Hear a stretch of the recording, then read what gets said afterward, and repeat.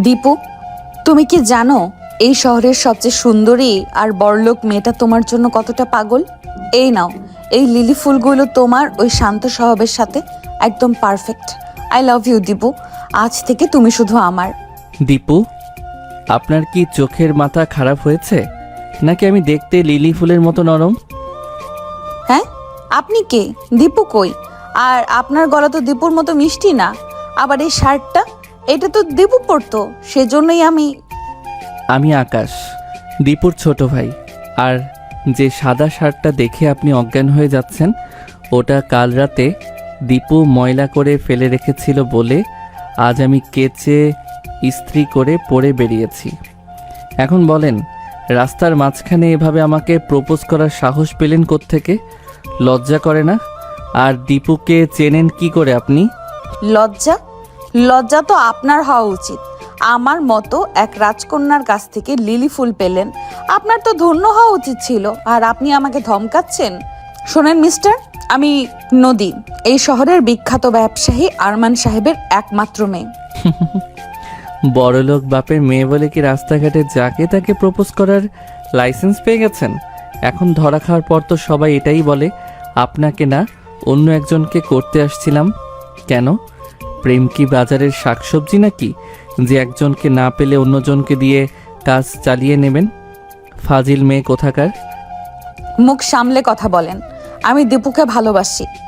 আমি তো ভেবেছি দীপু আসছে। আপনাদের হাইট আর এই ড্রেসটা দেখে আমি কনফিউজড হয়ে গেছি। Sorry, just a mistake. Mistake? নিজের বয়সের দিকে তাকান। দীপু আপনার চেয়ে কত বড় জানেন?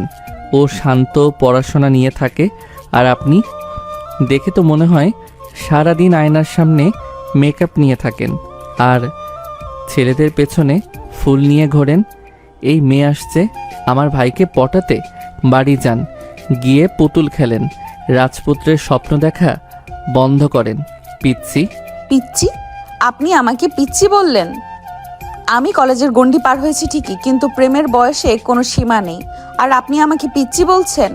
আমি আর দীপু সমবয়সী, তবে আপনাকে দেখে মনে হচ্ছে পিচ্ছি আপনি নিজেই। আপনি যেহেতু দীপুর ছোট, তবে আমারও ছোট। আমি আপনার সিনিয়র, সম্মান দিয়ে কথা বলুন। আর হ্যাঁ, আপনার ভাই দীপুকে আমি ছাড়ছি না। সে আমার নীল পরী, থুক্কু, ও আমার রাজকুমার। আপনি তো একটা সাক্ষাৎ ডাইনি, মানে সাক্ষাৎ গুন্ডা। কি সব বলে, পাগল নাকি? আমি গুন্ডা নাকি সেটা পরে বুঝবেন। খবরদার, আমার ভাইয়ের আশেপাশে যেন আপনাকে না দেখি। আমরা গরিব হতে পারি, কিন্তু আমাদের আত্মসম্মান অনেক বেশি। আপনার মতো লোভী আর প্লে গার্ল টাইপ মেয়েদের আমি চিনে রেখেছি। লোভী? আমি আপনাকে দেখে নেব। এই আকাশ চৌধুরী, সরি আকাশ, যাই হন না কেন, আমি দীপুকে জয় করেই ছাড়বো। আর আপনাকে বুঝিয়ে দেব এই সিনিয়র মেয়েটা যখন কারোর পিছে লাগে তখন তার অবস্থা কি হয়। বাংলা সিনেমা বেশি দেখেন নাকি? যত সব। শহরের এক অভিজাত এলাকার ঝকঝকে রাস্তা, রাস্তার পাশে একটি দামি স্পোর্টস কার দাঁড় করানো। গাড়ির বনেটের উপর হেলান দিয়ে দাঁড়িয়েছিল নদী, পরনে দামি ডিজাইনার টপস আর জিন্স, চোখে কয়েক হাজার টাকার সানগ্লাস, হাতে একটা দামি পারফিউমের বক্স আর এক গুচ্ছ সাদা লিলি ফুল। নদীর হার্টবিট আজ মিউজিক প্লেয়ারের বেজের মতো ধকধক করছে। আজ সে তার স্বপ্নের রাজকুমার দীপুকে নিজের মনের কথা বলবেই। সামনে থেকেই হেঁটে আসছে এক যুবক, পরনে সাদা শার্ট, ঠিক সেই শার্টটা যেটা পরে নদী দীপুকে প্রথমবার ইউনিভার্সিটির লাইব্রেরিতে দেখে ফিদা হয়েছিল। ছেলেটি কাছাকাছি আসতেই নদী তার পথ আটকে দাঁড়ালো একদম ফিল্মি স্টাইলে, ফুলগুলো এগিয়ে দিয়ে প্রপোজ করলো। আচমকা এমন কথা শুনে ছেলেটি থমকে দাঁড়ালো, কিন্তু কোনো উত্তর নেই। নদী এক চোখ খুলে চশমার ওপর দিয়ে তাকালো। একই সামনে যে দাঁড়িয়ে আছে তার চোখ দুটো তো দীপুর মতো মায়াবী নয়, বরং সেখানে একরাশ বিরক্তি আর জেদ খেলা করছে। চেহারায় দীপুর সেই শান্ত ভাবটা নেই, আছে এক রুক্ষ গাম্ভীর্য। এরপর দুজনের তর্ক হলো। নদী গটগট করে তার দামি গাড়িতে উঠে স্টার্ট দিল। আকাশ একরাশ বিরক্তি নিয়ে তাকিয়ে রইল। সে জানতো না এই জেদি আর চঞ্চল মেয়েটা তার শান্ত ভাই দীপু আর তার নিজের জীবনে কি বিশাল ঝড় নিয়ে আসতে চলেছে। আসলে কাহিনী হলো নদী যেমন সুন্দরী তেমনি জেদি। মাসখানেক আগে ইউনিভার্সিটির এক সেমিনারে সে দীপুকে দেখেছিল। দীপু ছিল শান্ত, মিতভাষী এবং অসম্ভব মেধাবী। নদীর মনে হয়েছিল এই তো সেই হিরো যাকে নিয়ে আমি সারা জীবন রাজত্ব করব। নদী খোঁজ নিয়ে জানতে পারে দীপুরা মধ্যবিত্তের চেয়েও কিছুটা গরিব। দীপুর ছোট ভাই আকাশ টিউশনি করে আর ছোটখাটো কাজ করে সংসার চালায়। দীপু কিন্তু আদতে খুব একটা সুবিধের ছেলে নয়। সে দেখতে শান্ত হলেও তলে তলে বেশ চতুর। সে মেয়েদের থেকে দামি গিফট নিতে পছন্দ করে, যদিও মুখে খুব বিনয় দেখায়। কিন্তু আকাশের চোখে তার বড় ভাই হলো আদর্শ। আকাশ চায় না কোনো বড়লোক বাড়ির চপল মেয়ে এসে তার ভাইয়ের জীবনটা নষ্ট করুক। নদী চলে যাওয়ার পর গলি থেকে আকাশের দুই বন্ধু উজ্জ্বল আর রাজু বের হয়ে এলো। কিরে আকাশ, প্রপোজ তো তুই খেয়ে গেলি, পিচ্চি মেয়ে বলে তোকে ধুয়ে দিল রে। মেয়েটা কিন্তু হেভি ছিল ভাই, কি দামি গাড়ি। ও দীপু ভাইয়ের পিছে লেগেছে, মানে নির্ঘাত কোনো গোলমাল হবে। আকাশ রাগের শার্টের বোতাম ঠিক করতে করতে বলল, গোলমাল আমি হতে দেব না। ওই মেয়েটা প্লেগার। দীপু ভাই সহজ সরল মানুষ, ওকে পটিয়ে নিজের খেলনা বানাতে চায়। আমি আকাশ থাকতে ওই নদীর জল আমাদের ঘর পর্যন্ত পৌঁছাতে পারবে না। ও আমাকে অপমান করেছে, আমাকে পিচ্চি বলেছে। এবার দেখুক আমি কি করি। আকাশ তার বন্ধুদের নিয়ে কাজের দিকে রওনা দিল। নদীর জেদ যেন চৈত্র মাসের দাবদাহের মতো বেড়েই চলেছে। আকাশের সাথে সেই বিচ্ছিরি ঝগড়ার পর সে সোজা বাড়ি গিয়ে তার বিশাল বেডরুমে এসির নিচে বসেও শান্ত হতে পারছে না। তার চোখে কেবল ভাবছে আকাশের সেই তাচ্ছিল্য ভরা চাহনি। সে ভাবছে, একটা মধ্যবিত্ত ঘরের ছেলে, সে কি না আমাকে পিচ্চি মেয়ে বলে, অপমান করে। আর দীপু, আহা, দীপু তো একদম শান্ত পানির মতো। আহা, আকাশ নামের ওই কাটাকে আগে সরাতে হবে, তবেই দীপু আমার হবে। নদী পরদিন কলেজে গেল একদম হিরোইন স্টাইলে। তার বান্ধবী তনিমা আর মিম তাকে ঘিরে ধরলো। কিরে নদী, তোর সেই লিলি ফুল মিশন কি সাকসেসফুল? আরে বলিস না, দীপুর জায়গায় ওর ওই রাগী ভাই আকাশ এসে হাজির। ছেলেটা জাস্ট একটা আগ্নেয়গিরি, আমাকে কি না কি শুনিয়ে দিল। কিন্তু আমি তো নদী, আমি কি এত সহজে হার মানি? কিন্তু নদী, তুই শিওর তো দীপু তোর জন্য পারফেক্ট? আকাশকে দেখে তো মনে হলো বেশ প্রোটেক্টিভ। আকাশ হচ্ছে একটা কাটা, আর ও আমার জুনিয়র ইয়ার। ওটাকে সরালেই দীপু আমার হাতের মুঠোয়। দীপু অনেক শান্ত, ওকে আমি যা বলবো ও তাই শুনবে। নদী যখন এই ষড়যন্ত্র করছে, তখন তার কলেজ থেকে আধা ঘন্টা দূরের অন্য এক সরকারি কলেজে দীপু তার পড়াশোনা আর পার্ট টাইম ব্যক্তিত্ব নিয়ে ব্যস্ত। দীপু দেখতে খুব সাধারণ হলেও তার মধ্যে একটা অদ্ভুত আকর্ষণ আছে। সে খুব নরম গলায় কথা বলে, যা শুনে মেয়েরা সহজেই গলে যায়। দীপু গরিব হতে পারে, কিন্তু সে দামি জিনিসের কদর বোঝে। কলেজে এক বড়লোক বাবার মেয়ে সুমি দীপুকে একটা দামি স্মার্ট ওয়াচ গিফট করতে চাইলো। দীপু খুব নিচু স্বরে লাজুক হেসে বলে, সুমি, এসব কেন দিচ্ছ? আমি তো গরিব মানুষ, এসব দামি জিনিস আমাকে মানায় না। আরে দীপু, তোমাকে অনেক মানাবে, প্লিজ রাখো না। দীপু শেষমেশ ঘড়িটা নিল ঠিকই, কিন্তু এমন ভাব করলো যেন সে খুব বাধ্য হয়ে নিচ্ছে। আসলে দীপু খুব ভালো করেই জানে কিভাবে নিজের ইমেজ ঠিক রেখে মেয়েদের পকেট খালি করতে হয়। আকাশ তার ভাইকে দেবতার মতো ভক্তি করে। সে ভাবতেও পারে না তার বড় ভাই তলে তলে এত বড় একজন ধুরন্ধর। রাত 10টা। আকাশের ছোট ভাড়া বাসায় একটি টিমটিমে বাল্ব জ্বলছে। আকাশ রান্নাঘর থেকে আলু ভর্তা আর ডাল নিয়ে এলো। দীপু বিছানায় শুয়ে সুমির দেওয়া সেই দামি ঘড়িটা দেখছিল। আকাশকে ঢুকতে দেখে দ্রুত সেটা বালিশের নিচে লুকিয়ে ফেললো। ভাই, শরীরটা কি আজ বেশি খারাপ? শুয়ে আছো কেন? না রে আকাশ, একটু মাথা ব্যথা করছে। টিউশনি শেষ করে ফিরতে ফিরতে টায়ার্ড হয়ে গেছি। ভাই, আজ রাস্তার মাঝখানে একটা পাগল মেয়ের সাথে আমার দেখা হয়েছিল। নদী না কি যেন নাম, বড়লোক বাপের বেটি, খুব ভাব। সে কিনা তোমার নাম নিয়ে উল্টাপাল্টা বলছিল। তুমি কি ওরে চেনো? নদী? ও, ওই যে ফার্স্ট ইয়ারে পড়ে? না না, আমি চিনি না ঠিক মতো, হয়তো লাইব্রেরিতে একদিন নামে জিজ্ঞাসা করছিল। শোনো ভাই, এই বড়লোক ঘরের মেয়েরা আমাদের মতো ছেলেদের নিয়ে খেলা করে। তুমি খুব সহজ সরল মানুষ, ওদের পাল্লায় পড়ো না। ওই নদী মেয়েটা কিন্তু সুবিধার না। তুই চিন্তা করিস না আকাশ, আমি তো পড়াশোনা ছাড়া কিছুই বুঝি না। দীপু মুখে বললেও মনে মনে ভাবলো, নদী তো আরমান সাহেবের মেয়ে, ওর সাথে রিলেশন করতে পারলে আমার লাইফ সেট হয়ে যাবে। আকাশটাকে কোনোভাবেই সাইড করতে হবে। ওদিকে নদীর ডুপ্লেক্স বাড়িতে নদী তার বাবার সাথে ডিনার করছিল। আরমান সাহেব নদীকে খুব ভালোবাসেন। মা, তোর কি কিছু লাগবে? মন খারাপ কেন? বাবা, আমি একটা ছেলেকে পছন্দ করি। সে খুব গরিব কিন্তু অনেক ট্যালেন্টেড, কিন্তু তার ছোট ভাই আকাশ খুব ডিস্টার্ব করছে। টাকা দিয়ে যদি সব সমাধান হয় তবে চিন্তা করিস না, আমি লোক পাঠিয়ে দেব। না বাবা, আমি নিজেই ওকে হ্যান্ডেল করব। আকাশকে আমি এমন শিক্ষা দেব যে সে দীপুর ছায়াও মারাবে না। আকাশ রাতের বেলা বারান্দায় বসে পুরনো একটা হারমোনিয়াম নিয়ে সুর তুলছিল। তার মনটা আজ কু ডাকছে। সে নদীর চোখে যে জেদ দেখেছে তা ভালো কিছুর সংকেত নয়। নদী, তুমি ভাবছো টাকা দিয়ে আমার ভাইকে কিনে নেবে? আমি আকাশ থাকতে আমাদের ঘরের ইজ্জত রাস্তায় নামতে দেব না। তুমি যদি আমার ভাইয়ের পিছে আসো তবে আমি তোমার জীবন তেজপাতা করে দেব। আকাশের বন্ধুরা মেসেজ দিল, কিরে আকাশ, তারপর কি খবর বল? মেয়েটা আর কিছু করলো? তা কাল কি নদীর গাড়িতে চড়বি নাকি? আকাশ ফোনটা আছাড় দিয়ে ফেলে দিল। পরদিন সকালে নদী ঠিক করলো সে আকাশের হদিশ বের করবে। সে জানে আকাশ কোথায় পার্ট টাইম কাজ করে। সে তার বান্ধবীদের নিয়ে আকাশের সেই কর্মস্থলে গিয়ে হাজির হলো। এই যে মিস্টার আকাশ, কাল তো অনেক বড় বড় কথা বলছিলেন। আজ দেখুন, আমি আপনার বাড়ির সামনে একটা দামি গিফট পাঠিয়েছি দীপুর জন্য। দেখি আপনি কিভাবে আটকান। নদী, আপনি সীমা লঙ্ঘন করছেন। আমার বাড়িতে দামি গিফট পাঠানোর আগে নিজের অকাতটা একবার আয়নায় দেখে নেবেন। আপনি যা করছেন ওটা ভালোবাসা না, ওটা হলো টাকার আস্ফালন। দুজনের মাঝখানে যেন বিদ্যুতের স্ফুলিঙ্গ ছুটছে। নদী ভাবছে সে আকাশকে নিচু করবে আর আকাশ ভাবছে সে নদীকে এই শহর থেকে ভাগাবে। মাঝখানে দীপু মাকড়সার জালের মতো নিচের ফাঁদ পেতে বসে আছে দুই পক্ষকে ব্যবহার করার জন্য।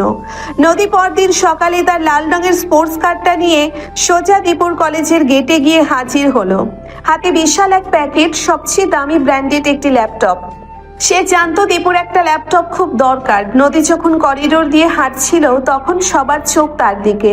সে দীপুকে খুঁজে বের করলো লাইব্রেরির সামনে। নদী একটু ন্যাকামি ভরা মিষ্টি হেসে বলল, দীপু, এই নাও তোমার জন্য একটা ছোট্ট গিফট। মানা করো না কিন্তু, না হলে আমি এইখানে কান্নাকাটি জুড়ে দেব। দীপু চোখ মুখে একরাশ বিস্ময় আর ভেতরে লোভ চেপে রেখে বলল, নদী, তুমি এইসব কি করছো? এত দামি জিনিস আমি কিভাবে নিব? আমার ছোট ভাই আকাশ শুনলে আমার সাথে রাগ করবে। আমার বাবাও তো আমাকে বাড়ি থেকে বের করে দিবে। আকাশকে নিয়ে তোমাকে ভাবতে হবে না, ও তো একটা খ্যাপাটা ছেলে। তুমি এটা রাখো, তোমার অ্যাসাইনমেন্ট করতে সুবিধা হবে। দীপু প্যাকেটটা নিল, কিন্তু তার চোখে তখন আকাশের ভয়। সে মনে মনে ভাবছিল, ল্যাপটপ তো দারুণ, কিন্তু আকাশ যদি দেখে ফেলে তবে তো তুলকালাম হয়ে যাবে। ও বাবাকে বলে দিলে বিশাল ঝামেলা হবে। আকাশ তখন তার গ্যারেজের কাজ শেষ করে বাড়ি ফিরছিল। পথের মাঝখানে সে নদীর গাড়িটা দেখে থমকে দাঁড়ালো। তার ষষ্ঠ ইন্দ্রিয় বলছিল কিছু একটা অঘটন ঘটেছে। সে বাড়ির গলিতে ঢোকা মাত্রই দেখলো দীপু চোরের মতো একটা বড় প্যাকেট নিয়ে ঘরের দিকে যাচ্ছে। ভাই দাঁড়াও, হাতে ওটা কি? দীপু থতমত খেয়ে দাঁড়িয়ে পড়ল। আরে আকাশ, ওটা একটা বন্ধু দিয়েছে, পুরনো ল্যাপটপ। আকাশ ঝটকা দিয়ে প্যাকেটটা কেড়ে নিল। ব্র্যান্ড নিউ সিল করা দামি ল্যাপটপ। প্যাকেটের গায়ে একটি কার্ড লাগানো, to my Prince Dipu from নদী। আকাশের মাথায় রক্ত চড়ে গেল। ঠিক তখনই নদীর গাড়িটা গলির মুখে এসে থামলো। নদী সানগ্লাস কপালে তুলে গাড়ি থেকে নামলো। কি হলো মিস্টার আকাশ, গিফটটা পছন্দ হয়েছে? আপনার ভাই তো বেশ খুশিই মনে নিল। আপনি শুধু শুধু মাঝখানে ভিলেন সাজছেন কেন? আকাশ ল্যাপটপটা নদীর পায়ের কাছে ধপাস করে ফেলে দিয়ে বলল, নদী, আপনার টাকা থাকতে পারে কিন্তু আমাদের সম্মান কেনার ক্ষমতা আপনার নেই। আমার ভাইকে সস্তা গিফট দিয়ে পটাতে আসবেন না। এই মুহূর্তে এখান থেকে চলে যান। আপনি আমার গিফট ফেলে দিলেন? আপনার সাহস তো কম না। দীপু কিছু বলছো না কেন? নদী, তুমি বরং আজ যাও, আকাশ একটু রেগে আছে। দীপু আমতা আমতা করে বলল। নদীর আগে কাঁপতে কাঁপতে গাড়িতে গিয়ে বসলো। যাওয়ার আগে বলে গেল, আকাশ চৌধুরী, আপনি আমাকে চিনতে ভুল করছেন। এই অপমান আমি ভুলবো না। দীপু, তুমি তো বড় ভাই। এই আকাশ আমাদের দুজনেরই জুনিয়র। ওকে কেন ভয় পাও? ওকে আমি দেখে নিব, দেখো। ঘরে ঢুকেই আকাশ দরজা বন্ধ করে দিল। তার বুকটা অপমানে ফেটে যাচ্ছে। ভাই, তুমি কেন ওই মেয়ের থেকে গিফট নিলে? তুমি কি জানো না ও আমাদের নিচু নজরে দেখে? ও শুধু তোমায় নিয়ে টাইম পাস করতে চায়। আরে আকাশ, তুই সবসময় সব কিছু ইস্যু করিস কেন? মেয়েটা তো ভালোবাসাই দিয়েছে। বড়লোক হলে কি মানুষ হতে পারে না? ভালোবাসা না ভাই, ওটা হলো ক্ষমতার দম্ভ। আজ ল্যাপটপ দিয়েছে, কাল তোমায় ডগি বানিয়ে গলায় চেইন পরাবে। আমি আকাশ থাকতে আমাদের বাবার দেওয়া শিক্ষা এভাবে ধুলোয় মিশতে দেব না। দীপু কোনো উত্তর দিল না, কিন্তু তার মনে আকাশের প্রতি এক চাপা ক্ষোভ জন্ম নিল।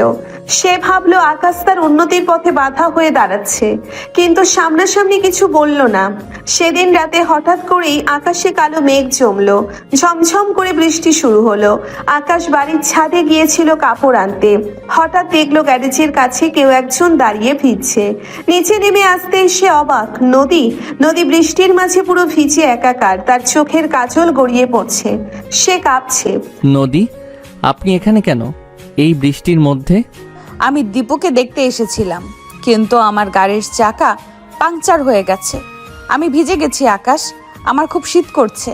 আকাশ যতই রাগী হোক, তার ভেতরটা পাথরের মতো শক্ত নয়। সে বিরক্তি নিয়ে নদীকে বাড়ির বারান্দায় নিয়ে এলো। ভেতরে আসুন, দীপু ভাই তো ঘুমিয়ে পড়েছে। আপনাকে তো এই অবস্থায় বাড়ি যেতে দেওয়া যাবে না। আকাশ নিজের একটা শুকনো বড় তোয়ালে নদীর দিকে বাড়িয়ে দিল। নদী তোয়ালেটা নিয়ে মাথা মুছতে মুছতে আকাশের দিকে তাকালো। বৃষ্টির এই মায়াবী অন্ধকারে আকাশকে ঠিক ততটা খারাপ মনে হচ্ছে না। শুনুন, আমি একটা ট্যাক্সি ডাকার চেষ্টা করছি, আপনি কিছুক্ষণ বসুন। নদী হঠাৎ আকাশের হাত ধরলো। আকাশ, তুমি কেন আমাকে এত ঘৃণা করো? আমি কি সত্যি খুব খারাপ? আমি কি তোমার ভাইয়ের যোগ্য নই? আকাশের হাতটা কেঁপে উঠল। নদীর ভেজা চুলের ঘ্রাণ আর বৃষ্টির শীতলতায় পরিবেশটা হঠাৎ বদলে গেল। আকাশের মনে হলো এক মুহূর্তের জন্য যে এই জেদি মেয়েটার আড়ালে একটা অসহায় শিশু লুকিয়ে আছে।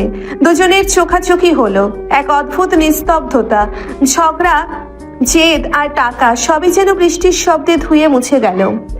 আমি আপনাকে ঘৃণা করি না নদী, আমি শুধু আমার ভাইকে রক্ষা করতে চাই।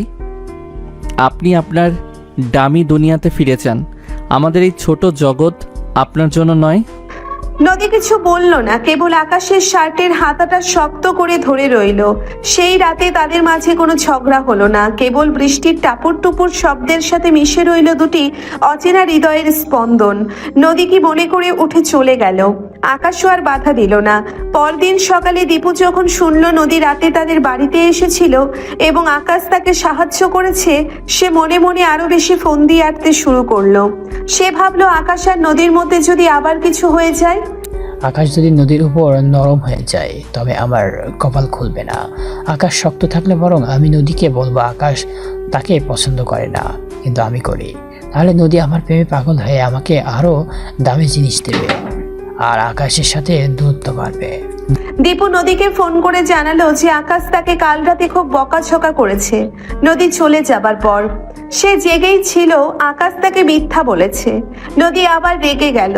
সে ভাবলো আকাশ তার সাথে অভিনয় করছে।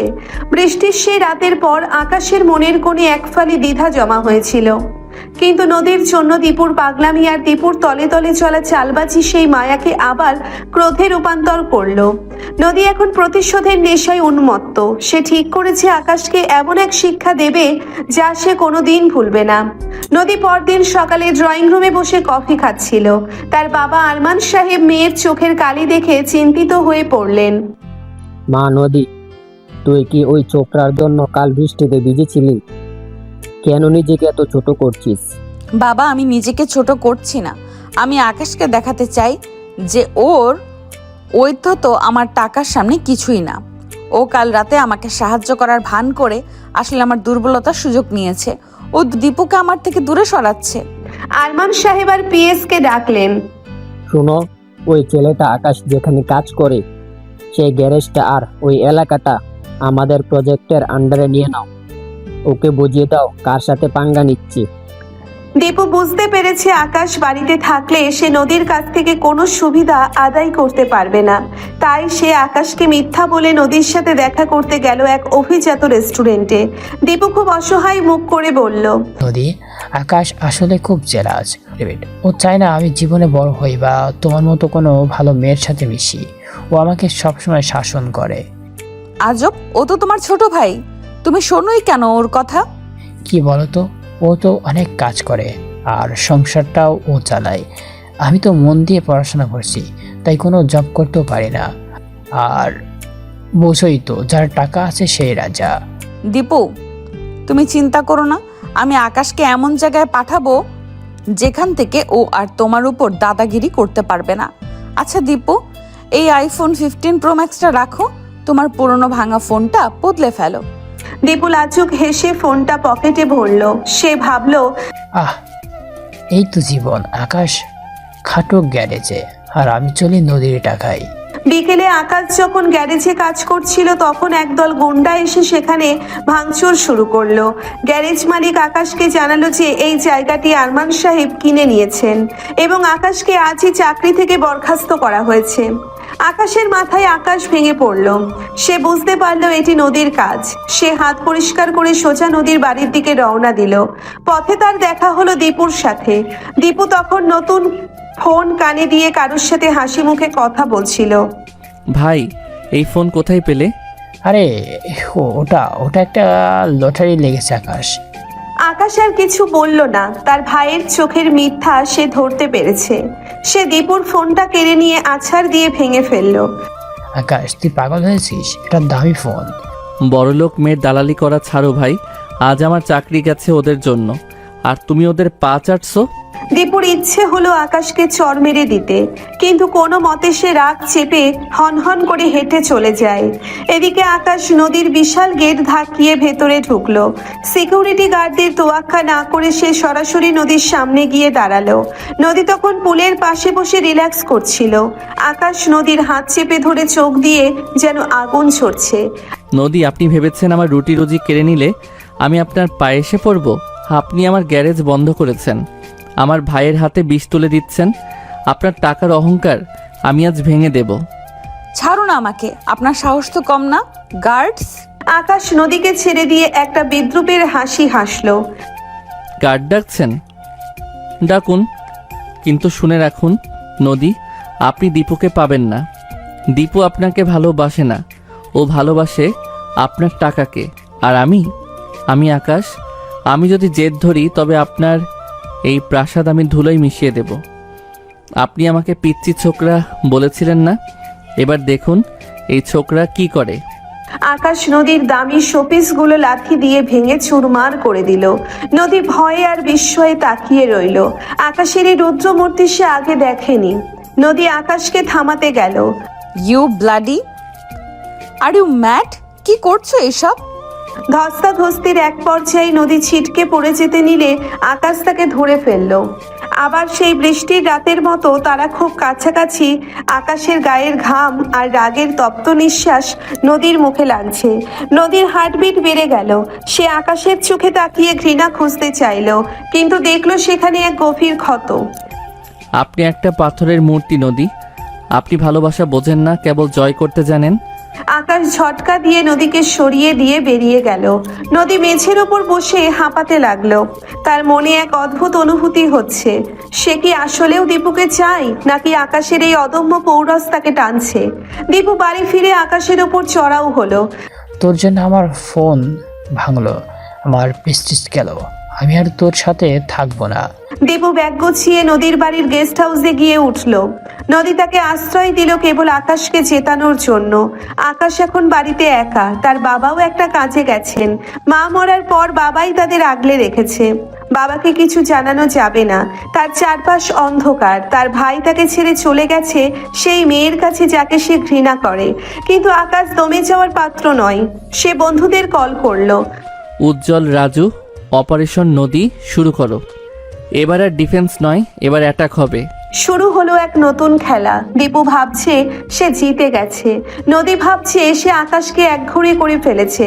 কিন্তু আকাশের নীরবতা যে এক বিশাল ঝড়ের সংকেত তা তারা কেউ জানে না। পরদিন সকালে আকাশ নদীর অফিসের সামনে গিয়ে দাঁড়ালো, কিন্তু এবার ফুল হাতে নয়, বরং নদীর বাবার কিছু গোপন দুর্নীতির ফাইল হাতে।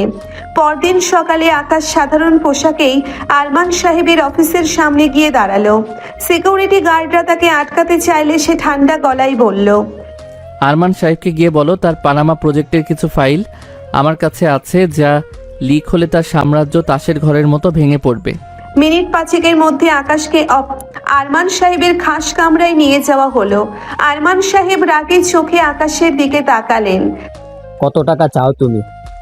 আমার মেয়েকে ডিস্টার্ব করা বন্ধ করার জন্য কত নেবে? আকাশ একটি ফাইল টেবিলের উপর রেখে বলে, টাকা দিয়ে যদি সব কেনা যেত সাহেব, তবে আপনার মেয়াদ সুখী থাকতো। আপনার এই প্রজেক্টে যে জালিয়াতি হয়েছে তার সব প্রমাণ এখানে। আমি এটা পুলিশকে দেব না যদি আপনি নদীকে সামলান। নদী আমার ভাইকে টাকার লোভ দেখিয়ে নষ্ট করছে, ওকে বলুন এই খেলা বন্ধ করতে। আরমান সাহেব থতমত খেয়ে গেলেন। তিনি বুঝতে পারলেন এই ছেলেটা কেবল গ্যারেজের মেকানিক নয়, সে যথেষ্ট বুদ্ধিমান। ঠিক আছে, তুমি যাও, দেখছি। আকাশ রেগে চলে যায়।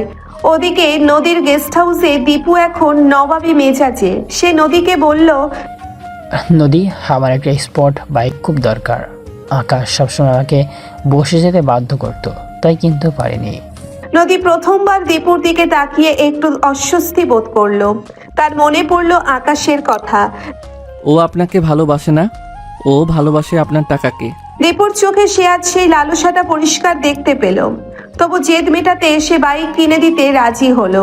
ঠিক তখনই আরমান সাহেব নদীকে ডেকে পাঠালেন। নদী শোনো, আকাশকে আর বিরক্ত করবি না, ওর মতো ওকে থাকতে দে। আজব তো, তুমি কথা কেন বলছো হঠাৎ? এত কফিয়ত দিতে পারবো না, যা বললাম মনে রাখিস। তিনি নদীকে কড়া ভাষায় শাসন করলেন এবং আকাশকে আর ডিস্টার্ব করতে নিষেধ করলেন। নদী অবাক হলো, আকাশ তার বাবাকে কিভাবে হাত করলো। না, আকাশের সাথে কথা বলবো। ও কি বলেছে বাবাকে? ওর এত সাহস, ওর জন্য বাবা আমাকে বকলো। নদী ঠিক করলো সে আকাশের সাথে সরাসরি কথা বলবে। সে আকাশকে এক নির্জন রেস্টুরেন্টে ডিনারের দাওয়াত দিল। আকাশ এলো, তবে তার চোখে মুখে কোনো ভয় নেই। রেস্টুরেন্টের আলো ছিল মায়াবী, চারপাশটা খুব শান্ত। নদী আজ খুব সাধারণ একটা নীল শাড়ি পরেছে, যা দেখে আকাশের বুকটা একবার কেঁপে উঠল। আপনি আমার বাবাকে ভয় দেখিয়েছেন আকাশ। আপনি কতটা নিচে নামতে পারেন? আপনার বাবা যখন আমার রুজি কেড়ে নিয়েছিল তখন কোথায় ছিল আপনার নীতি কথা?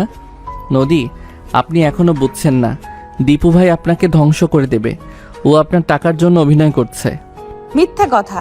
দীপু আমাকে সম্মান করে, আর আপনি তো কেবল ঝগড়া করতে জানেন। তো ডেকেছেন কেন এখানে? তোমাকে তোমার জায়গাটা বুঝিয়ে দিতে। কি বলতে চাইছেন? বাবার ব্রেন ওয়াশ করে লাভ নেই। দীপুকে আমি ছাড়ছি না। আপনি পাগল আছেন তো? আপনাকে বোঝাতেই পারছি না। বুঝতে হবে না আমার কি সমস্যা। দীপু আমার, আমি দীপুর, বাস, কোনো কথা হবে না। ঝগড়া করতে করতে নদী হঠাৎ উত্তেজিত হয়ে দাঁড়িয়ে পড়ল। টেবিলের এক পাশে রাখা গ্লাস উল্টে নদীর শাড়িতে জল পড়ল। আকাশ দ্রুত টিস্যু নিয়ে নদীর হাত পরিষ্কার করতে গেল। আবার সেই বিদ্যুৎপৃষ্ট হওয়ার মতো অনুভূতি। দুজনের খুব কাছাকাছি অবস্থান। নদী আকাশের চোখের দিকে তাকিয়ে দেখলো নদীও তাকে দেখছে। আকাশের হাত যখন নদীর হাতের ওপর স্থির হলো, নদী বুঝতে পারলো সে এই ছেলেটাকে কেন যেন দূরে সরাতে পারছে না। কেমন যেন একটা মোহ এখানে। আকাশের গায়ে সেই মেহনতি মানুষের সুঘ্রাণ নদীর দামি পারফিউমকে হার মানাচ্ছে। নদী, আপনি জেদ ছাড়ুন। আমি আপনাকে কষ্ট দিতে চাই না, কিন্তু দীপু ভাইয়ের থেকে আপনাকে দূরে থাকতেই হবে। নদী এক ঝটকায় হাত সরিয়ে নিল। আমি আপনার কথা শুনবো না আকাশ। আমি দীপুকেই বিয়ে করব। আকাশ চলে যাওয়ার পর নদী গেস্ট হাউসে ফিরে এমন এক দৃশ্য দেখলো, তার পায়ের তলা থেকে মুহূর্তেই মাটি সরে গেল। দীপু তার এক বন্ধুর সাথে ফোনে কথা বলছে আর হাসছে। আরে ভাই, নদী তো একটা সোনার ডিম, পাড়া হাঁস। ওকে পাঠিয়ে বাইকটা বের করে নিয়েছি। বিয়ের পর ওর বাবার অর্ধেক প্রপার্টি আমার নামে লিখিয়ে নিব। আর ওই আকাশ গাধাটা ভাবে আমি খুব নিরোহী। অবশ্য এখন একটু বুঝেই গেছে আমি কেমন। নদীকে বুঝতেও চাচ্ছে। তার আগেই মিশন কমপ্লিট করতে হবে। আমি বুঝি না ভাই, এই আকাশটা আমার ভাই না শত্রু? নদী দরজার আড়ালে দাঁড়িয়ে সব শুনল। তার পায়ের তলা থেকে মাটি সরে গেল। আকাশের প্রতিটি কথা আজ ধ্রুব সত্য হয়ে তার সামনে এলো। সে বুঝলো সে যাকে রাজকুমার ভেবেছিল সে আসলে এক লোভী দানব, আর যাকে সে গুন্ডা ভেবেছিল সেই আকাশই তাকে আগলে রাখার চেষ্টা করেছে। সে দীপুকে কিছু বলতে পারলো না, বহু কষ্টে নিজের কান্নাটা চেপে রাখলো। রাত তখন 2টো। আকাশ তার ভাঙা ঘরে একা বসেছিল। হঠাৎ দরজায় ধাক্কা। দরজা খুলতেই দেখলো নদী দাঁড়িয়ে। নদী কাঁদছে। আকাশ, তুমি ঠিক ছিলে, আমি ভুল করেছি। দীপু ও আমাকে ঠকিয়েছে। আকাশ কিছু বলল না, সে কেবল সরে দাঁড়ালো নদীকে ভেতরে আসার জায়গা করে দিতে। নদী আকাশের বুকে আছড়ে পড়ে কাঁদতে লাগলো। আকাশ এবার আর তাকে সরিয়ে দিল না, সে আলগোছে নদীর মাথায় হাত রাখলো। আমি বলেছিলাম না নদী, আমাদের এই ছোট জগৎ আপনার জন্য নয়, কিন্তু আপনি যদি এই জগতে থাকতে চান তবে আপনাকে নদীর মতো শান্ত হতে হবে, আগ্নেয়গিরির মতো নয়। নদী আকাশের দিকে তাকিয়ে হাসলো, এক করুণ অথচ সুন্দর হাসি। আমি তোমার এই ছোট্ট জগতের নদী হতে চাই আকাশ। তুমি কি আমাকে ঠাঁই দিবে? তুমি সবার থেকে আলাদা। আমি বুঝেছি দীপু কেবল আমার জেদ ছিল, কিন্তু তুমিই আমার শুভাকাঙ্ক্ষী ছিলে, যাকে আমি চিনতে পারিনি। তোমার মতো আড়ালে অজান্তে এমন আগলে আমাকে কেউ রাখেনি। আকাশ অবাক হয়ে গেল। আকাশের চোখের কোণেও তখন জল। কি বলছেন এসব? আমি দীপুরি ভাই, আর আমরা গরিব। আমি জুনিয়র আপনার। এসব হয় না। কেন হবে না আকাশ? আমি ভেঙে আছি, আমি অথই সাগরে। তুমি টেনে না উঠালে যে ডুবে যাব। কিন্তু আমাকে তবে বাঁচাতে চেয়েছিলে কেন? আমার ভালো চেয়েছিলে কেন? সত্যি করে বলো তো, আমার এই ছোঁয়া তোমাকে ভালো লাগাচ্ছে না? আমার প্রতি এতদিন একটুও মায়া হয়নি তোমার? অন্যরকম কোনো অনুভূতি আসেনি? নদী কাতর চোখে তার দিকে তাকালো। সে আর পারল না, নদীকে জড়িয়ে ধরলো। এটি কেবল আলিঙ্গন ছিল না, ছিল দুটি ভিন্ন মেরুর এক হয়ে যাওয়ার মুহূর্ত। আকাশের নীরবতা আর চাপটে জড়িয়ে ধরাই বলে দিচ্ছিল তারা দুজনেই দুজনকে ভালোবাসে। পরদিন সকালে আকাশ আর নদী মিলে দীপুকে গেস্ট হাউসে থেকে বের করে দিল। দীপু আকাশের পায়ে ধরে মাপ চাইলো, কিন্তু আকাশ এবার আর গলে গেল না। ভাই, তুমি রক্তে আমার ভাই হতে পারো, কিন্তু কর্মে নাও। যাও, নিজের জীবন নিজে গড়ে নাও। তোমার একটু শিক্ষার দরকার আছে। নদী তার বাবার জালিয়াতির ফাইলগুলো আকাশের কাছ থেকে নিয়ে নষ্ট করে দিল। আরমান সাহেব আকাশের সততায় মুগ্ধ হয়ে তাকে তার কোম্পানির বড় পজিশনে জয়েন করার অফার দিলেন। নদী আকাশের হাত ধরে। এখন তো আমি পিচ্চি মেয়ে নই, তাই না? আপনি এমনিতেও পিচ্ছি না, আমার 3 বছরের সিনিয়র। আর এখন আপনি আমার অধিকার, আর আমি আপনার সেই পিচ্চি ছোকরা যে সারা জীবন আপনার পথ আগলে রাখবে। ঘৃণা থেকে শুরু হওয়া এই বৈরতির গল্প আজ এক নীলখামে বন্দী হলো। নদী আর আকাশ এখন একে অপরের পরিপূরক। দীপু তার লোভের শিক্ষা পেল, আর আকাশ পেল তার সত্যিকারের ভালোবাসা। শহরের সেই ব্যস্ত রাস্তায় আজ আর কোনো ঝগড়া নেই, আছে কেবল দুটি হৃদয়ের অবিরাম পথ চলা। কিন্তু এত সহজেই কি সব শেষ হয়ে যাবে শুরু না হতেই? একদমই না।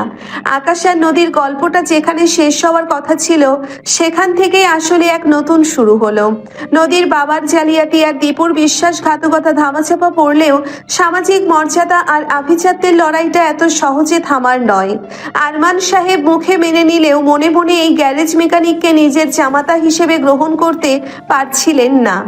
আকাশকে ভালো ছেলে মানেন ঠিক, কিন্তু মেয়ে জামাই এ তো সম্ভব নয়। নদীকে বললেও মানবে না, আবার একমাত্র মেয়ের মনও ভাঙতে পারছেন না। অন্যদিকে নদীর জেদ এখন ভালোবাসায় রূপান্তরিত হয়েছে, যা আরো বেশি ভয়ঙ্কর। আরমান সাহেব আকাশকে তার অফিসে ডেকে পাঠালেন।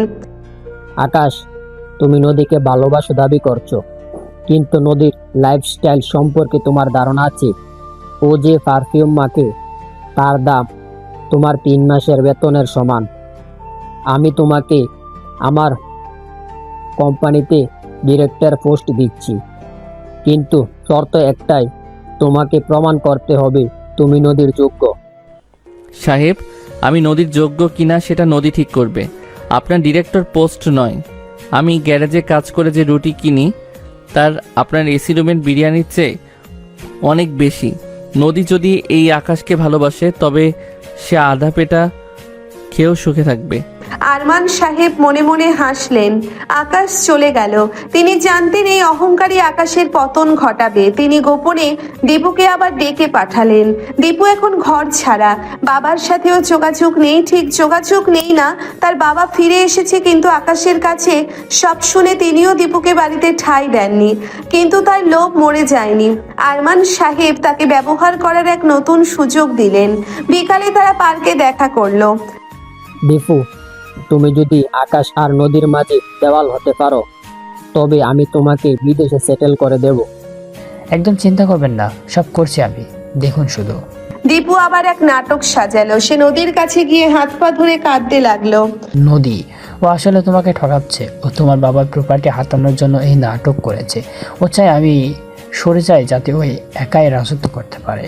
তুমি ভাবলে কি করে তোমার এই জালিয়াতি আমি বিশ্বাস করব? এখন আকাশ আমার হয়েছে তাই এসব বলছো? না, তুমি আমার কথা বিশ্বাস করবে না জানি না, প্রমাণ এনেছি। নদী প্রথমে বিশ্বাস করেনি, কিন্তু দীপু যখন আকাশের কিছু পুরনো ডায়েরি, যা দীপু নিজেই জালিয়াতি করে লিখেছিল, দেখালো, যেখানে লেখা ছিল নদীকে পটাতে পারলে আর কষ্ট করতে হবে না। তখন নদীর মনে সন্দেহের বীজ দানা বাঁধতে শুরু করলো। এটা আকাশের ডায়েরি। ও সবসময় ওর ব্যক্তিগত কথা এখানেই লিখে রাখে, দেখলে তো। নদী কিছু বলতে পারলো না। সে আবারও ধোকা খাবে স্বপ্নেও ভাবেনি। দীপু চলে গেল। সেদিন রাতে নদী আকাশের সেই ছোট ঘরে গেল। আকাশ তখন ল্যাম্পের আলোয় কিছু পড়াশোনা করছিল। নদীর চোখে জল আর মুখে রাগের ছাপ। আকাশ, তুমি কি আসলেও আমাকে ভালোবাসো, নাকি আমার বাবার প্রপার্টি তোমার লক্ষ্য? দীপু ভাই বলেছে আপনি নাকি আমার প্রপার্টির জন্য এসব করছেন। যা বলছি তা কি সত্যি? নদী, আপনি দীপুর কথা বিশ্বাস করছেন? যে লোকটা আপনাকে টাকার জন্য ব্যবহার করতে চেয়েছিল, তার কথা আপনার কাছে আমার চেয়ে বেশি দামি? প্রমাণ তো তাই বলছে আকাশ। তুমি কেন বাবার অফিসে গিয়ে ডিরেক্টর পোস্টের জন্য দরদাম করেছো? আকাশের মেজাজ বিগড়ে গেল। সে নদীর হাত শক্ত করে ধরে তাকে দেওয়ালের সাথে চেপে ধরলো। আবার সেই পরিচিত ঘ্রাণ, সেই তপ্ত নিঃশ্বাস, কিন্তু এবার সেখানে কেবল কামনার আগুন নয়, বরং এক বুক অভিমান ছিল। নদী, আপনি বড়লোক ঘরের মেয়ে বলেই হয়তো আপনার মনে হয় সব কিছু কেনা যায়। আমি আপনার প্রপার্টি চাই না, আমি আপনাকে চেয়েছিলাম। কিন্তু আপনার মনে যদি এতটুকু সন্দেহ থাকে তবে আজই এই সম্পর্কের শেষ। আকাশ রাগে নদীর খুব কাছে চলে এলো, তার ঠোঁট নদীর কানের কাছে। আমি আপনাকে ভালোবেসে ভুল করেছি নদী। আপনি সেই মেয়েই রয়ে গেছেন যে কেবল সাজানো কথাই ভুলে যায়। নদী আকাশের চোখে তাকিয়ে এক মুহূর্তের জন্য থমকে গেল। সে বুঝতে পারলো আকাশ কাঁদছে। এক অনিচ্ছাকৃত রোমান্টিক আবেশ তাদের ঘিরে ধরলো। আকাশ নদীকে ছেড়ে দিতে চাইলেও নদী তাকে চাপটে ধরলো। ঝগড়া আর অবিশ্বাসের মাঝেও তাদের শরীর একে অপরের সান্নিধ্য চাইল। সেই রাতে অন্ধকার ঘরে দুজনের দীর্ঘশ্বাসের শব্দ ছাড়া আর কিছুই শোনা যাচ্ছিল না। পরদিন সকালে আকাশ সিদ্ধান্ত নিল সে আর এই শহরে থাকবে না। সে চলে যাওয়ার আগে দীপুর সেই জালিয়াতির ডায়েরিটা পরীক্ষা করলো এবং উজ্জ্বলের সাহায্যে বের করলো যে ডায়েরির কালিয়ার লেখা একদম নূতন। আকাশ সোজা আরমান সাহেবের বাড়িতে গিয়ে হাজির হলো। সেখানে তখন দীপু আর আরমান সাহেব মিলে নদীর বিয়ের আয়োজন নিয়ে কথা বলছিলেন। আকাশ ড্রয়িং রুমে ঢুকেই দীপুকে এক ঘুষিতে মেঝেতে ফেলে দিল। ভাই, তুই আমার রক্ত হয়ে আমার সাথে এই করলি? আরমান সাহেব, আপনার এই নোংরা রাজনীতি আমি যে ধরে ফেলেছি। নদী, তুমি এত বোকা, এটা যে একদম নতুন কালি সেটাও দেখনি। নদী ডায়েরিটা টান মেরে ভালো করে দেখলো। আকাশ সবার সামনে প্রমাণ করে দিল যে ডায়েরিটা ভুয়া। নদী নিজের ভুল বুঝতে পেরে দীপুর গালে এক কষিয়ে থাপ্পড় মারলো। বের হয়ে যা এখান থেকে দীপু। আর বাবা, তুমি যদি আকাশকে মেনে না নাও তবে আমি আজই এই বাড়ি থেকে ওর সাথে চলে যাব। আরমান সাহেব এবার হার মানলেন। তিনি বাধ্য হয়ে বিয়ের জন্য রাজি হলেন, তবে মন থেকে না। কিছুদিন পর অবশেষে আকাশ আর নদী বিয়ে করলো, তবে আভিজাত্যের নয় বরং বিশ্বাসের। আকাশ আর নদীর নিকাহ সম্পন্ন হলো অত্যন্ত সাদাসিধা ভাবে, পাড়ার ছোট এক মসজিদে। কোনো শান শওকত নেই কোনো আলোকসজ্জা। নদীর পরনে সাধারণ এক লাল জামদানি শাড়ি, মাথায় বড় করে টানা ওড়না। কাজী সাহেব যখন জানতে চাইলেন তখন নদী খুব শান্ত অথচ দৃঢ় গলায় বলল। কবুল। আকাশের চোখে তখন জল। এক মেকানিকের ঘরে এমন রাজকন্যা কি আসলেও মানায়? রাত তখন গভীর। আকাশ নদীকে নিয়ে তার পৈতৃক ছোট ঘরে ফিরল। ঘরটা আজ টগর আর বেলি ফুলে সাজানো, যা আকাশ নিজেই তার জমানো টাকা দিয়ে কিনেছে। ঘরের এক কোণে জায়নামাজ বিছানো। নদী, এই ঘরটা আপনার আরমান ভিলার ডাইনিং রুমের চেয়েও ছোট। আমি জানি আপনার অনেক কষ্ট হবে। আমি কি আপনার উপর খুব অন্যায় করে ফেললাম? নদী ঘোমটা সরিয়ে আকাশের চোখের দিকে তাকিয়ে বলে। আকাশ, আমি যে নদী একবার সাগরে মেশার পথ চলা শুরু করে সে বালুচরের চিন্তা করে না। আজ থেকে আপনার এই ছোট্ট ঘরেই আমার জান্নাত। আমি আভিজাত্য দিয়ে নয়, ভালোবাসা দিয়ে আমাদের ঘর সাজাবো। আকাশ আবেগপ্রবণ হয়ে নদীর কপালে একটি পরম আদরের চিহ্ন এঁকে দিল।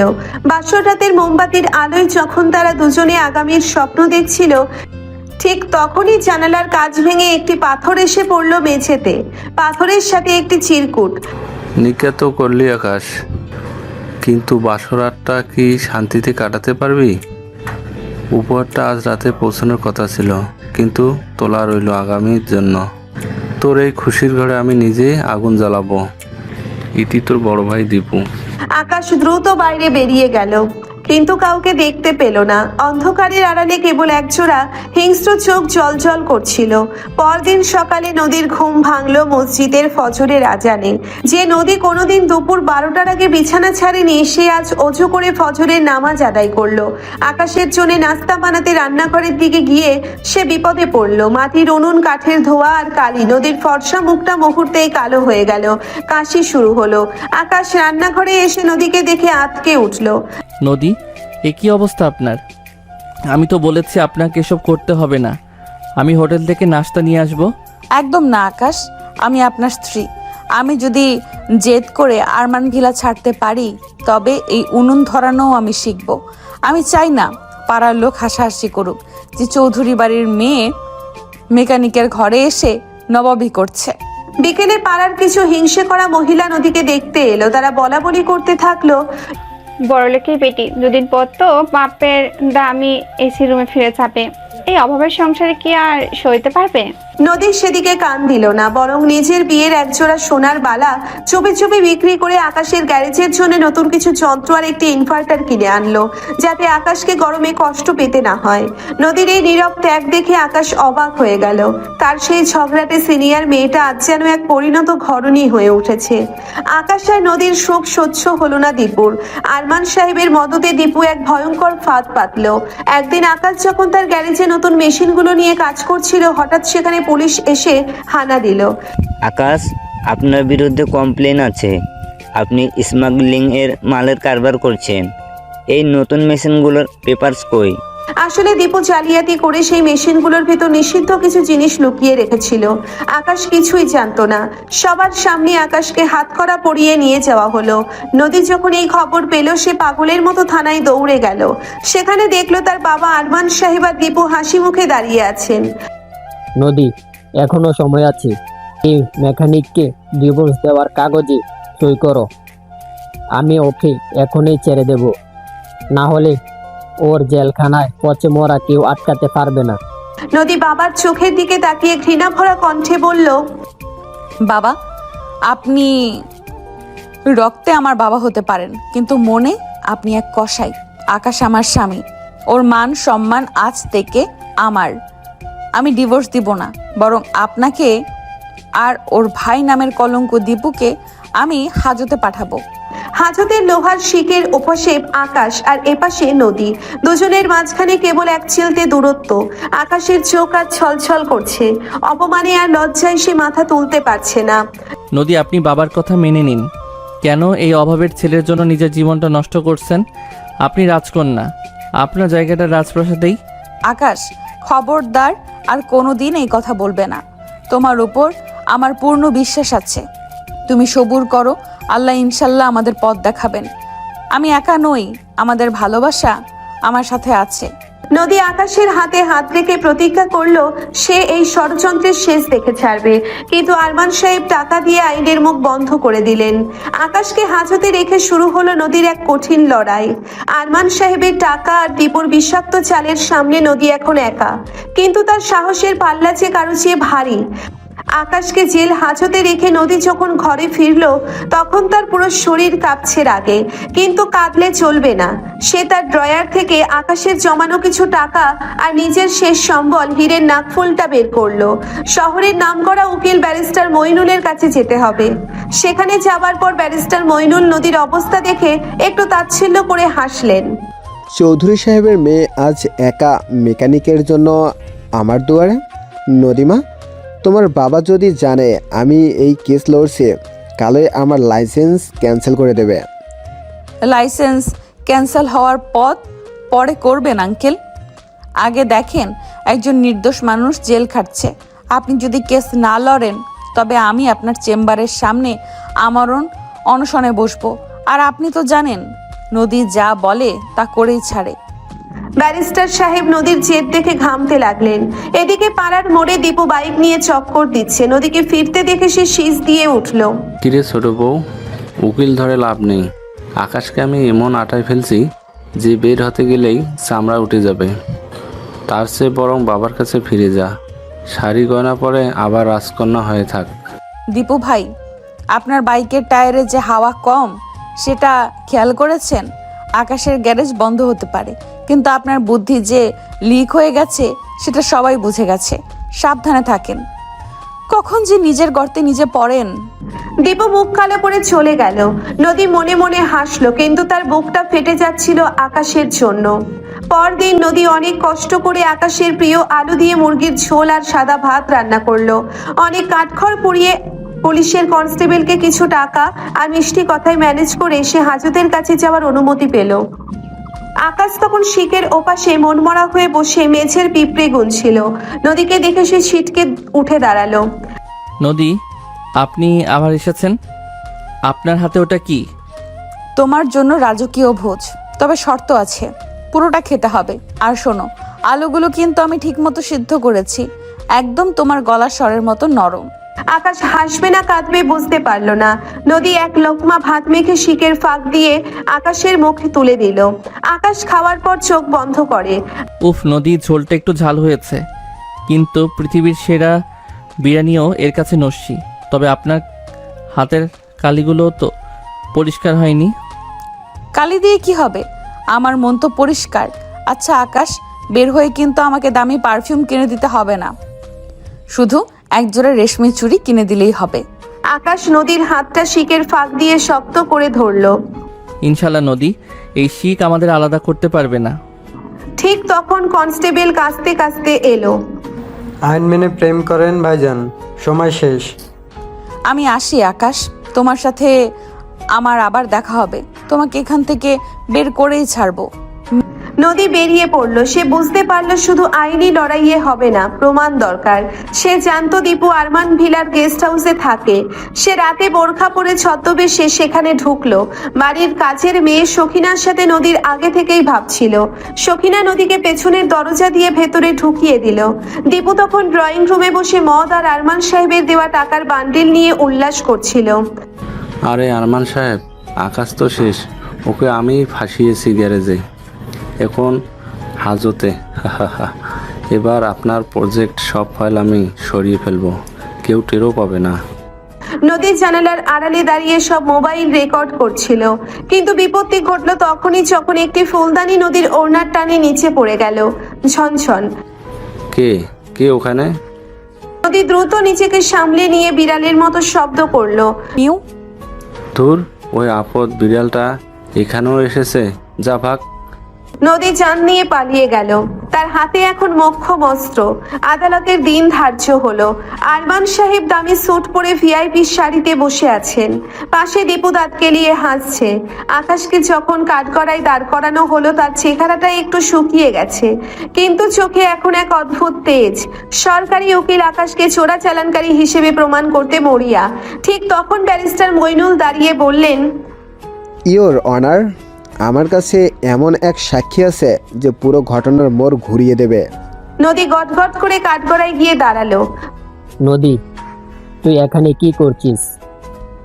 ইয়োর অনার, আমার কাছে একটি ভিডিও আছে যা প্রমাণ করবে আকাশ নির্দোষ এবং আসল অপরাধী আমার ভাই দীপু।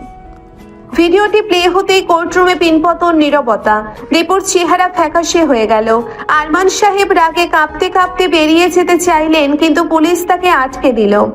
প্রমাণের ভিত্তিতে আকাশকে সসম্মানে খালাস করা হলো এবং দীপুকে গ্রেপ্তারের নির্দেশ দেওয়া হলো। আকাশ কাঠগড়া থেকে নেমেই নদীকে জড়িয়ে ধরতে চাইল, কিন্তু আদালতের পরিবেশ দেখে হাত বাড়িয়ে শুধু নদীর ওড়নার খুঁটটা ধরল। নদী হাসি মুখে বলল, বাসায় চলেন মেকানিক সাহেব, উনুনটা কিন্তু আপনার জন্যই অপেক্ষা করছে। আকাশ আর নদী যখন তাদের ছোট ঘরে ফিরল, পাড়ার মানুষ তাদের ফুলের শুভেচ্ছা জানালো। নদী, আপনি এভাবে চোরের মতো দীপুর ঘরে কেন গিয়েছিলেন?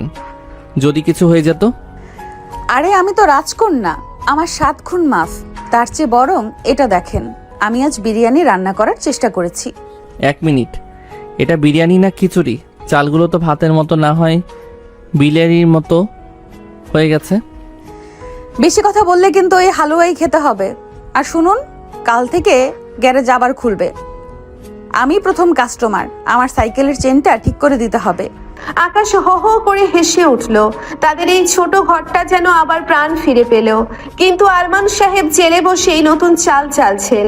তিনি এবার ভাড়াতে খুনি লাগানোর পরিকল্পনা করছেন, কারণ আরমান সাহেব দমে যাওয়ার পাত্র নন। তিনি এবার বিদেশ থেকে দেশে আনলেন তার বড় ভাগ্নে আরশাদকে। আরশাদ দেখতে যেমন সুদর্শন, বুদ্ধিতে তেমনই ধূর্ত। সে শুধু ব্যবসায় বোঝে না, সে জানে কিভাবে মানুষের আবেগকে অস্ত্র হিসেবে ব্যবহার করতে হয়।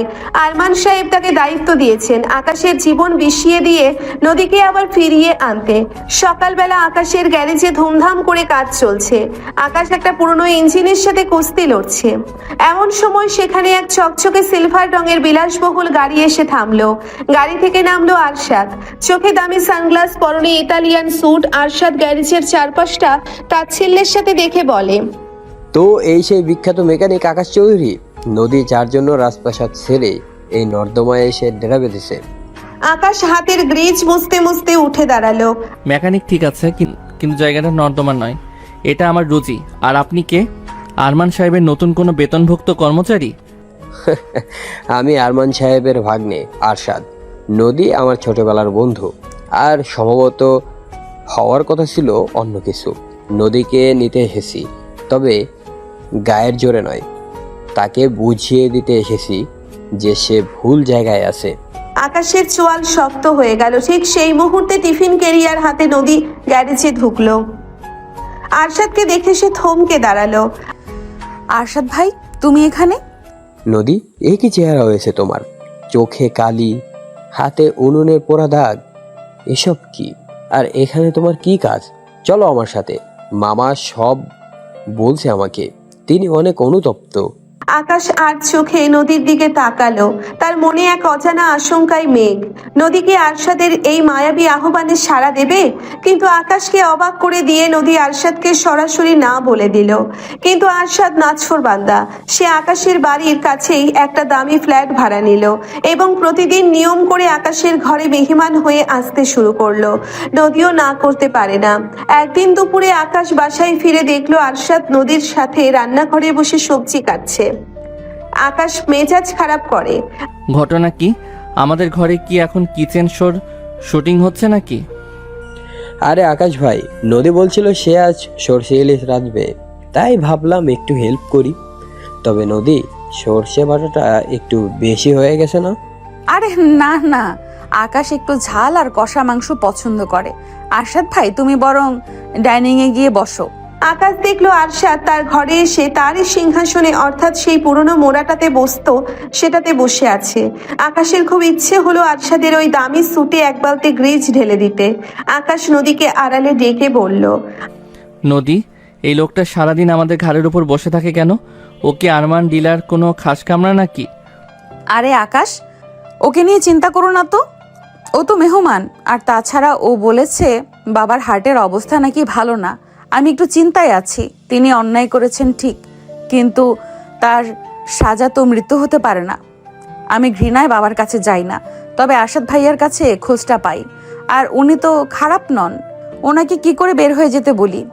আকাশ বুঝলো আরশাদ আসলে ইমোশনাল ব্ল্যাকমেল শুরু করেছে। আকাশ ভাবলো নদীকে কিছু বললে আর লাভ হবে না। আরশাদকে শিক্ষা দেওয়ার জন্য আকাশ এক নতুন পরিকল্পনা করলো। পরদিন সে নদীকে বলল, চলুন আজ আমরা ডেটিংয়ে যাই। নদী তো অবাক। গ্যারেজ ফেলে ডেটিং? সূর্য কি আজ পশ্চিম দিকে উঠলো? আকাশ নদীকে নিয়ে তার পুরনো খটখটে মোটর সাইকেলে বসালো। পেছনে বসে নদী আকাশের কাঁধ শক্ত করে ধরলো। আকাশ ইচ্ছে করে বাইকটা আরশাদের ফ্ল্যাটের সামনে দিয়ে বারবার হর্ন বাজিয়ে নিয়ে গেল। তারা গেল এক খোলা মাঠের ধারে ফুচকার দোকানে। নদী, এই নিন আপনার ডিনার, 10 টাকার 10টা ফুচকা। আরমান ডিলার 5 স্টার ডিনারের চেয়ে অনেক বেশি ভিটামিন আছে এতে। উফ আকাশ, তুমি না একটা আস্ত কার্টুন, তবে এই কার্টুনকেই আমার ভালো লাগে। ফুচকা খেতে খেতে নদীর ঝালে নাক মুখ লাল হয়ে গেল। আকাশ আলগোছে তার গামছা দিয়ে নদীর মুখ মুছে দিল। এই দৃশ্যটা দূর থেকে আরশাদ তার বাইনোকুলার দিয়ে দেখছিল আর রাগে নিজের হাতের দামি ফোনটা আছাড় দিল। আরশাদ বুঝতে পারলো নদীকে ভোলাতে হলে আগে আকাশকে আর্থিকভাবে পঙ্গু করতে হবে। সে ব্যাংকের এক অসাধু ম্যানেজারের সাথে হাত মিলিয়ে আকাশের নামে এক জাল লোনের কাগজ তৈরি করলো। হঠাৎ একদিন ব্যাংক থেকে লোক এলো আকাশের গ্যারেজ সিল করে দিতে। মিস্টার আকাশ, আপনি আপনার গ্যাস বন্ধ করে বিনিময়ে 50 লাখ টাকার লোন নিয়েছিলেন এবং কিস্তি শোধ করেননি। আমরা এই গ্যারেজ এখন ক্রয় করব। আকাশ থেকে পড়লো। আমি তো কোনো লোন নেইনি, এসব জালিয়াতি। কিন্তু কোনো লাভ হলো না। আকাশের গ্যারেজ তালা ঝুলিয়ে দেওয়া হলো। আরশাদ তখন সেখানে এসে হাজির। কি আকাশ ভাই, খুব তো লম্ফজম্প করছিলেন, এখন তো আপনার কাছে নদীকে খাওয়ানোর মতোই পয়সা নেই। নদী, এখনই কি তুমি এভাবেই ভবঘুরের সাথে থাকবে? নদী শান্তভাবে আকাশের পাশে এসে দাঁড়ালো। তার চোখে তখন এক অদ্ভুত তেজ। সে তার গলার সেই সোনার হারটা খুলে ফেললো, যেটা তার মা তাকে শেষ বিদায় বেলায় দিয়েছিলেন। আরশাদ ভাই, টাকা দিয়ে আকাশকে কেনা যায় না। এই হারটা বিক্রি করলে আকাশের গ্যারেজের লোন শোধ হবে কিনা জানি না, তবে আমাদের লড়াইয়ের শুরু হলো মাত্র। আকাশ চলুন, আমরা এবার নিজেরা লড়বো। আরশাদ অবাক হলো, সে জানতো না তাদের এত ভালোবাসা। এদিকে নদী বুঝলো আরশাদও সুবিধার না। নদী আর আকাশ মিলে ঠিক করলো তারা লোন জালিয়াতির প্রমাণ জোগাড় করবে। নদী আবার সেই বোরখা পরে আরশাদের অফিসে হানা দিল। এবার সে সাথে নিল পাড়ার টেরা কদুকে। কদু হলো তালা খোলার ওস্তাদ। কদু তার কারিশমা দিয়ে আরশাদের লকার খুলে ফেললো। নদী সেখানে সেই জাল লোনের মূল কপিটা পেয়ে গেল। ঠিক তখনই আরশাদ তার সিকিউরিটি নিয়ে কামরায় ঢুকলো। কে ওখানে? হাত তোলো। নদী আর কদু টেবিলের নিচে লুকিয়ে পড়লো। আরশাদ সন্দেহবশত টেবিলের নিচে উকি দিতে কদু এক গাদা গোলমরিচের গুঁড়ো আরশাদের নাকে ছিটিয়ে দিল। আচ্ছা। সেই সুযোগ নদী আর কদু জানালা দিয়ে লাফিয়ে পালালো। আরশাদ হাসতে হাসতে ফ্লোরে গড়াগড়ি খেতে লাগলো। পরদিন সকালে আকাশ আর নদী ব্যাংকের হেড অফিসে গিয়ে সেই জালিয়াতির প্রমাণ পেশ করলো। আরশাদের জালিয়াতি ধরা পড়ে গেল। পুলিশ আরশাদকে গ্রেফতার করতে এলে সে পালানোর চেষ্টা করলো। আকাশ তার মেকানিক স্টাইলে এক বড় রেঞ্জ ছুঁড়ে মারলো আরশাদের পায়ে। আরশাদ মুখ থুবড়ে পড়লো। আরশাদ সাহেব, মেকানিকের রেঞ্জ শুধু নাট বল্টু খোলে না, শয়তানের হাড়ও ভেঙে দেয়। সব শেষে আকাশ আর নদী আবার তাদের সেই ছোট ঘরে ফিরে এলো। আকাশ, আমি অনেক বড় ভুল করেছি আপনার কথা না শুনে। সেজন্যই সেদিন যখন আমার কাছ থেকে চুড়ি চেয়েছিলে রাগ করে কিনে দেইনি। এখন তো আর আরশাদ নেই, এবার তো আমাকে সেই রেশমি চুড়িগুলো কিনে দেবেন। চুড়ি?